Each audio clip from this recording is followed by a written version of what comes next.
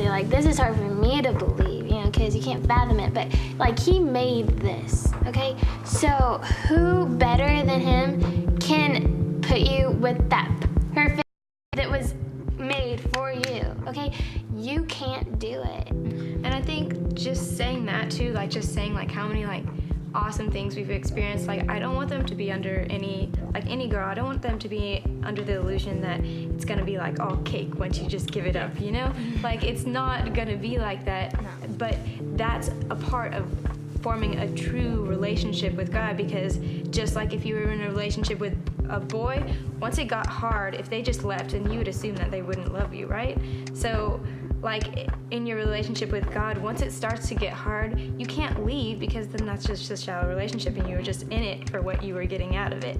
So once you're in that, once it starts to get hard, once you stick by him and once you really show him that he's in control, that's when he's going to release the blessings. And like even after you get blessings, you're probably going to go through the same process over and over again. But like, don't let these boys trick you. Like, yeah, you might have to say no to a couple dates, like, sorry, but and you might be like, darn, I'm just sitting here, like, I could be on a date with this guy, like, yeah, he may be cute, he may be a sweet talker, but if it's gonna hurt you and it's gonna hurt your relationship with God, then don't do it, because you're just gonna keep going in circles, like trying over and over again, and it's not gonna get you anywhere. So. Yeah.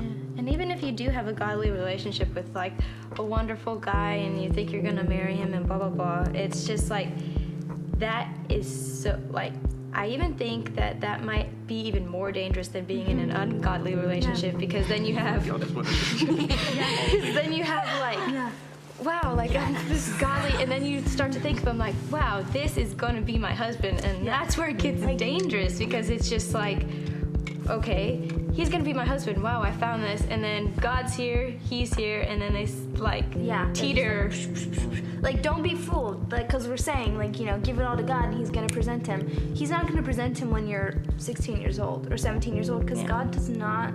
I can't say that God possible, but like, yeah, I think you can feel like you love someone right now. You can get deep in a relationship and just, you can feel like you're in love with them because you like them so much and because everything seems perfect, okay? Because I know how that feels. Like, I know how it feels, but... It's like finding a way to love, but without crossing that line of... Which is like, it's like the switch, friends. like the husband-wife switch, Yeah. Well, I think it's just like, I don't want them to think that, okay, so now I'm going to have my relationship with God, and then once God brings me my husband, then that's my relationship with husband.